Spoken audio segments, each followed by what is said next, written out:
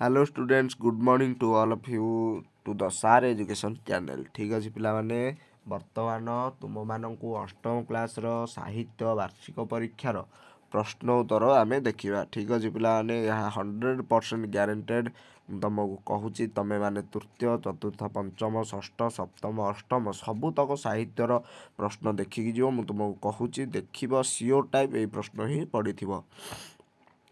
देख पिलाने आध्यात्म ज्ञानर ऋषि यही सब तथ्य उपर कौन विशेष अधिकार से दाबी न करिपारନ୍ତି। एगुड़िक विश्व प्रकृतिर साधारण संपद। मंत्र शब्दर अर्थ कौन? 1 नंबर प्रश्न देजी। 2 नंबर शब्द प्रश्न देजी मंत्र गुड़िक चिरंतन और शाश्वत बोली कहुए कहीं कहुई। ठीक अच्छे पिलाने 3 नंबर प्रश्न देजी से जेपरी क्षुद्रात युक्त अपि क्षुद्रातपि सेपरी बृहत युक्त अपि कौन हम बृहातपि। ठीक अच्छे पिलाने अनावृत शब्दर विपरीत अर्थटी अनुच्छेद बाछिकी लिख। मंत्र गुड़िक कहार निजस्व संपत्ति नुहे बोली कहुई तुम्हें मैंने लिख। ठीक अच्छे पिलाने अनुच्छेदटी कौन प्रकार आम पाक आसी ना, तेणु तुम्हें मैंने किसी भी चिंता करना। अनुच्छेदटी परीक्षा पूर्व जदि आसीज मुझे तुम पाक निश्चय भाव में छाड़देवी।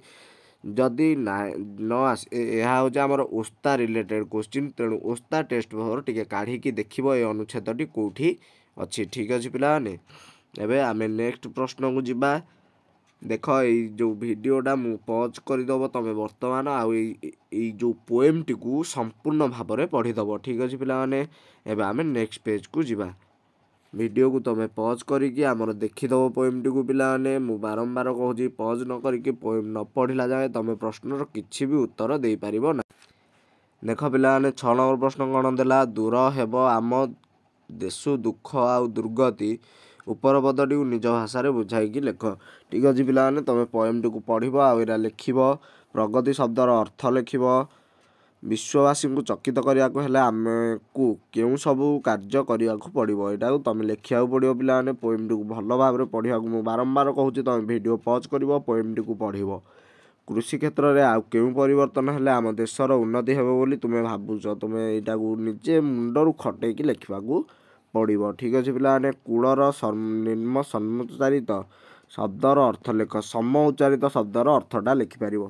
कूलर कौन हो पार पिलाने? कूलर गोटे हम वंश आ गोटे कूल हम नदी कूल। ठीक अच्छे पिलाने 100% ग्यारंटेड क्वेश्चन तुम बारंबार कहूँ निज भाषा बुझाई लिख। देवता होइले सुधा न छाड़ई विघ्न बाधा जेपे सावधाने गले खसई गोड़। ठीक अच्छे पिलाने निज भाषा बुझाई लिख। यहाँ सरल अर्थटा पिलाने सरल अर्थटा यहाँ तुम श्रेणी बही में जो थी तुम देखिकी लिख। एवं आम नेक्स्ट पेज को जीवा।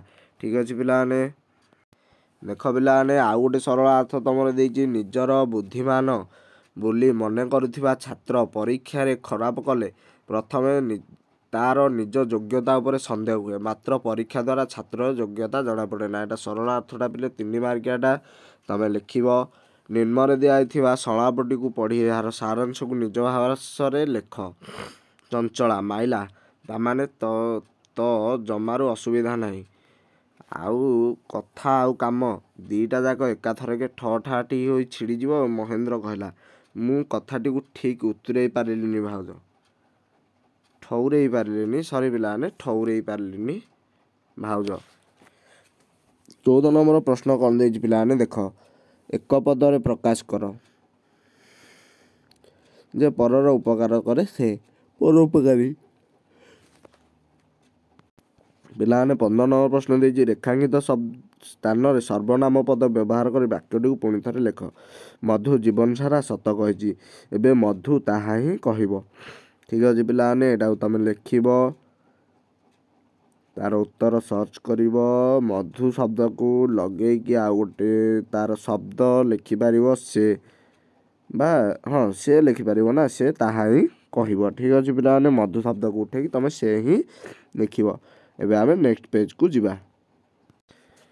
पिलाने 5 नंबर पेज आमर 16 नंबर क्वेश्चन देख। जो झीटी नाचिला से जदुर भौणी एठी प्रधान वाक्यटी बाछि लिख।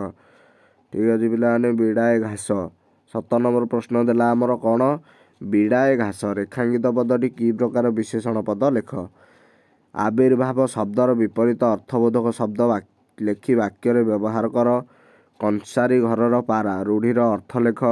ଯେକୌଣସି ଏକ ଆଶ୍ରିତ ବ୍ୟଞ୍ଜନ ବର୍ଣ୍ଣ ଥିବା ଶବ୍ଦଟିକୁ ଏକ ବାକ୍ୟରେ ବ୍ୟବହାର କର। ଠିକ୍ ଅଛି ପିଲାମାନେ। 21 ନମ୍ବର ପ୍ରଶ୍ନ ଦେଲା ତୁ କହିଲୁ ତୁ ଆସିଲୁ ନାହିଁ। ତୁ କହିଲୁ ତୁ ଆସିଲୁ ନାହିଁ ଅବ୍ୟୟପଦ ବ୍ୟବହାର କରିଥିବା ବାକ୍ୟଟିକୁ ଆଉଥରେ ଲେଖ। ଶିମିଳିପାଳରେ ଜଙ୍ଗଲ।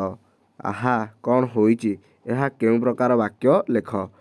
ତାପରେ 23 ନମ୍ବର ପ୍ରଶ୍ନ କ'ଣ ଦେଇଛି ପିଲାମାନେ ଅସଜଡ଼ା ଶବ୍ଦକୁ ସଜାଇ ଅର୍ଥପୂର୍ଣ୍ଣ ବାକ୍ୟଟିଏ ଲେଖ।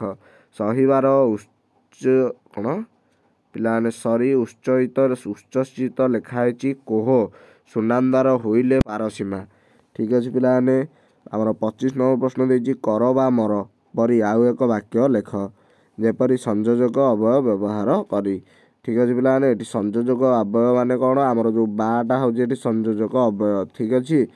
ତେବେ ତମେ ତା ଭଳି ଆଉ କିଛିଟା ସଂଯୋଜକ ଅବୟବ ଲେଖିବ।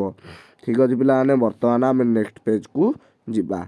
ଦେଖ ପିଲାମାନେ 25 ନମ୍ବର ପେଜରେ ଆମର ଦେଇଛି ଦତ୍ତ ବାକ୍ୟଟିକୁ ଯୌଗିକ ଓ ଜଟିଳ ବାକ୍ୟରେ ପରିଣତ କର।